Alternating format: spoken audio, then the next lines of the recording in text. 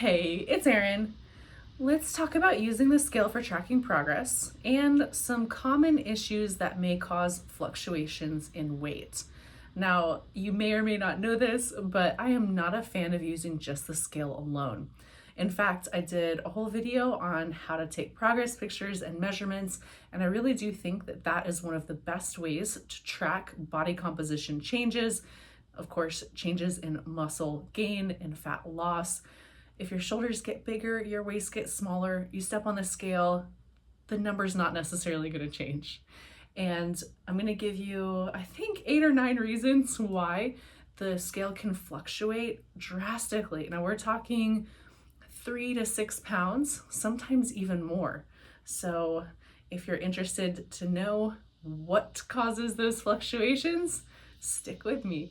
The first one, sodium. Now, sodium intake can fluctuate from day to day, and if you eat out or if you eat food that you're not necessarily accustomed to that's high in sodium, this can absolutely make you gain weight, water weight. So the scale will reflect that, and you may wake up the next day, you might be 4 to 6 pounds heavier, not knowing why. Salt is the reason why. The second reason you may experience weight fluctuation, carbohydrate intake. So for every gram of carbs you consume, you may hold between 2 to 3 grams of water.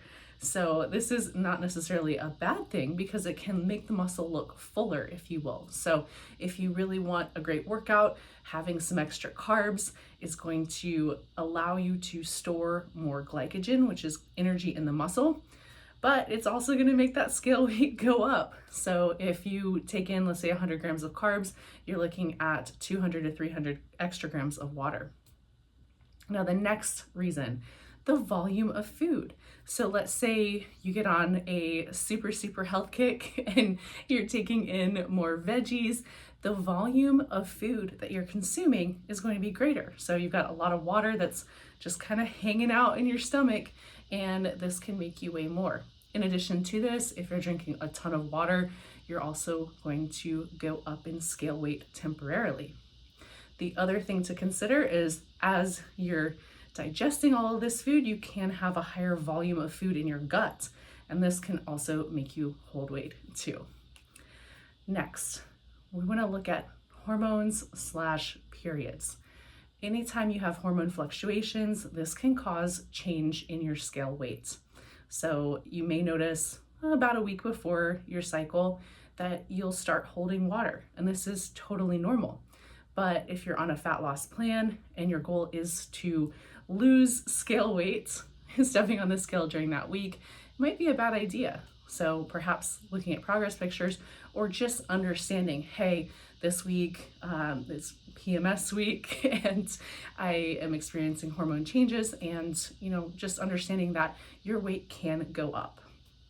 Next, we have to look at stress. And if you are stressed out, typically you're going to be holding water. So cortisol will make you hold, and especially in the case of chronic stress. So if you are just chronically stressed, try to get more sleep, and sleep, of course, we're going to cover that too, but get more sleep, try relaxation methods, take some time off from the gym if possible, and just try to reduce your overall stress levels. Now, of course, just touched on sleep. Lack of sleep can absolutely cause water gain. So if you slept like crap the night before and you step on a scale and you wonder why your weight is up, that can absolutely cause it.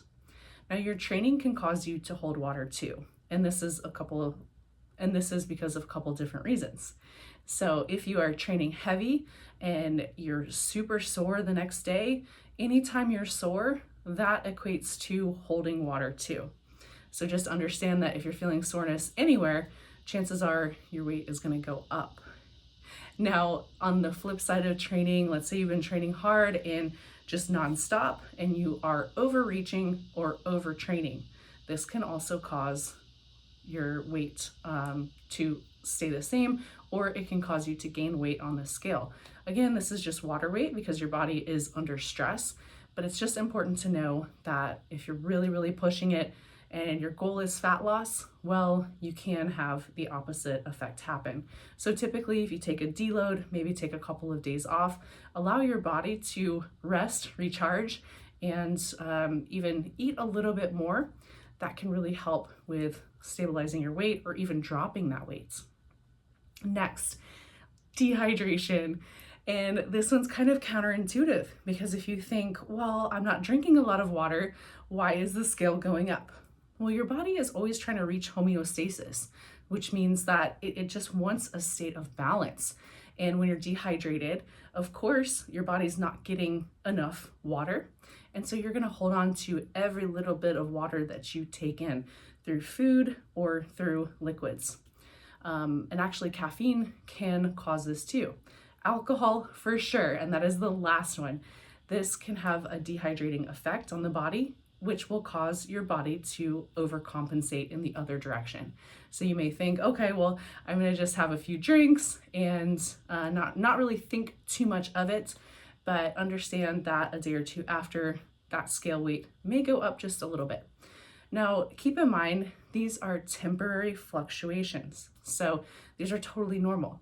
At any given point in a day, the body can fluctuate 3 to 6 pounds for females and up to 10 pounds for males. So if you do weigh yourself, try to do it just once a week. I'm going to leave a link in the description below for the video on how to track measurements and take progress pictures, because I think having that kind of 1-2 punch of pictures, the measurements, or the scale, or taking pictures and using the scale, it's going to give you 2 points of reference to be able to really track your progress effectively.